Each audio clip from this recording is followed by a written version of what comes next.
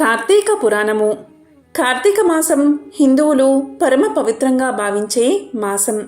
పౌర్ణమి రోజున కృతికా నక్షత్రం ఉండడం వల్ల ఈ మాసానికి కార్తీక మాసము అనే పేరు వచ్చింది.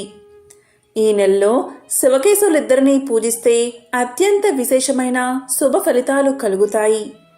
కార్తీక మాసానికి సమానమైన మాసమేదీ లేదు.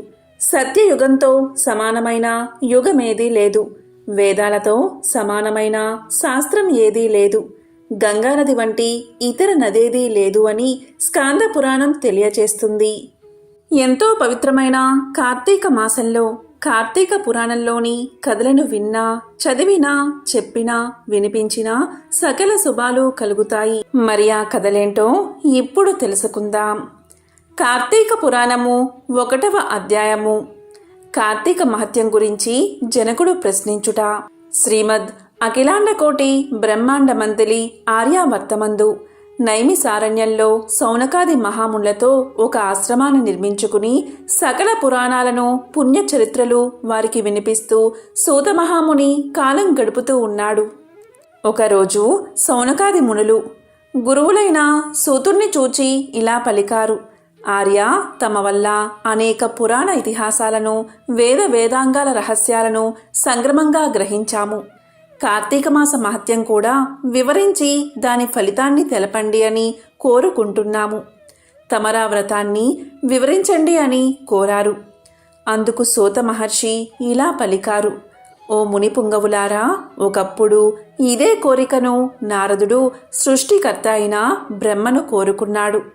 బ్రహ్మదేవుడు అతనికి విష్ణుమూర్తి లక్ష్మీదేవికి, సాంబశివుడు పార్వతీదేవికి తెలియచేసిన విధంగా ఆ కథను వినిపించాడు.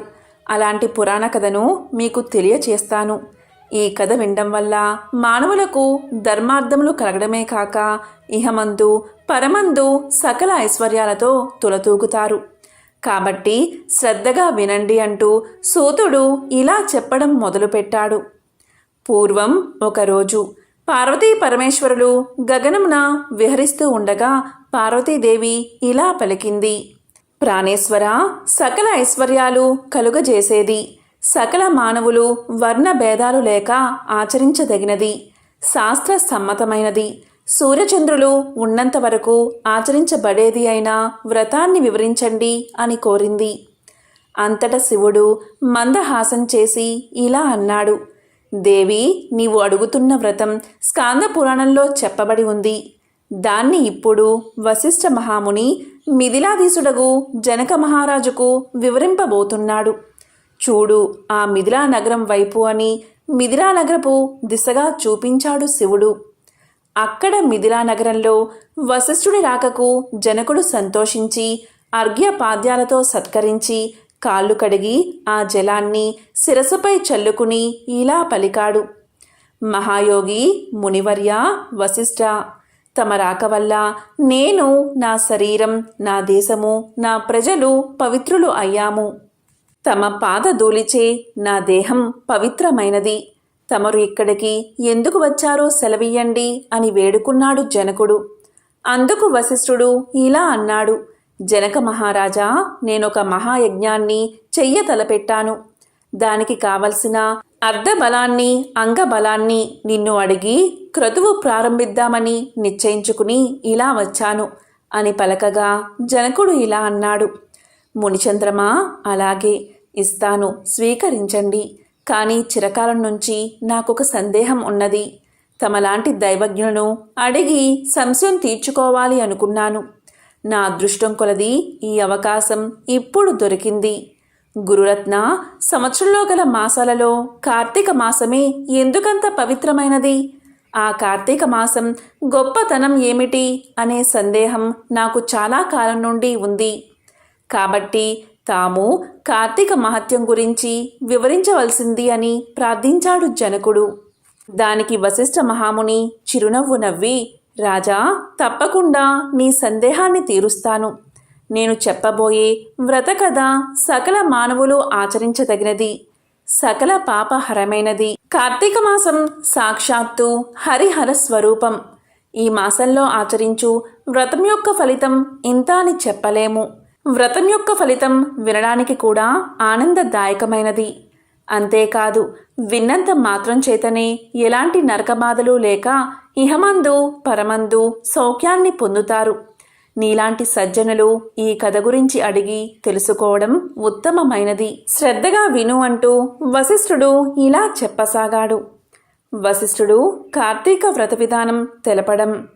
ఓ మిథిలాధీశ్వర జనక మహారాజా, ఏ మానవుడైనా ఏ వయసువాడైనా ఉచ్చ నీచ అనే భేదం లేక కార్తీక మాసంలో సూర్యభగవానుడు తులారాశియందు ఉండగా వేకువజామునే లేచి కాలకృత్యాలు తీర్చుకుని స్నానమాచరించి దాన ధర్మాలను దేవతా పూజలు చేస్తే దానివల్ల అగణిత పుణ్యఫలం లభిస్తుంది. కార్తీక మాసం ప్రారంభం నుండి ఇలా చేస్తూ విష్ణు సహస్రనామార్చన శివలింగార్చన ఆచరిస్తూ ఉండాలి. ముందుగా కార్తీక మాసానికి అది దేవత అయిన దామోదరుడికి నమస్కారం చేసి, ఓ దామోదరా, నేను చేసే కార్తీక వ్రతానికి ఎలాంటి ఆటంకాలు రానియక నన్ను కాపాడుము అని ధ్యానించి వ్రతాన్ని ప్రారంభించాలి. కార్తీక స్నాన విధానము. ఓ రాజా, ఈ వ్రతం ఆచరించు దినాలలో సూర్యోదయానికి పూర్వమే లేచి కాలకృత్యాలు తీర్చుకుని నదికి వెళ్ళి స్నానం ఆచరించి గంగకు, శ్రీమన్నారాయణుడికి, పరమేశ్వరుడికి, భైరవుడికి నమస్కారం చేసి సంకల్పం చెప్పుకుని మరలా నీటిలో మునిగి సూర్య భగవానుడికి అర్ఘ్య ప్రదానం ఇచ్చి పితృదేవతలకు క్రమప్రకారంగా తర్పణాలు ఇచ్చి గట్టుపై 3 దోసిళ్ల నీళ్లు పొయ్యాలి. ఈ కార్తీక మాసంలో పుణ్య నదులైన గంగా, గోదావరి, కృష్ణ, కావేరి, తుంగభద్ర, యమున మున్నగు నదులలో ఏ ఒక్క నదిలో అయినా స్నానం చేస్తే గొప్ప ఫలితం కలుగుతుంది.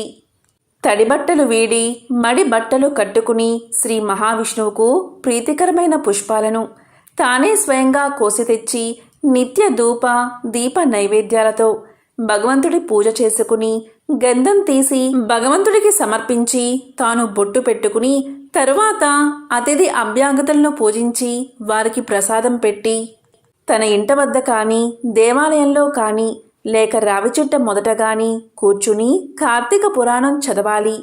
ఆ సాయంకాలం సంధ్యావందనం చేసుకుని శివాలయంలో కానీ విష్ణు ఆలయంలో కానీ లేక తులసి కోట వద్ద కానీ దీపారాధన చేసి శక్తిని బట్టి నైవేద్యం తయారు చేయించి స్వామికి సమర్పించి అందరికీ పంచిపెట్టి తరువాత తాను తినాలి.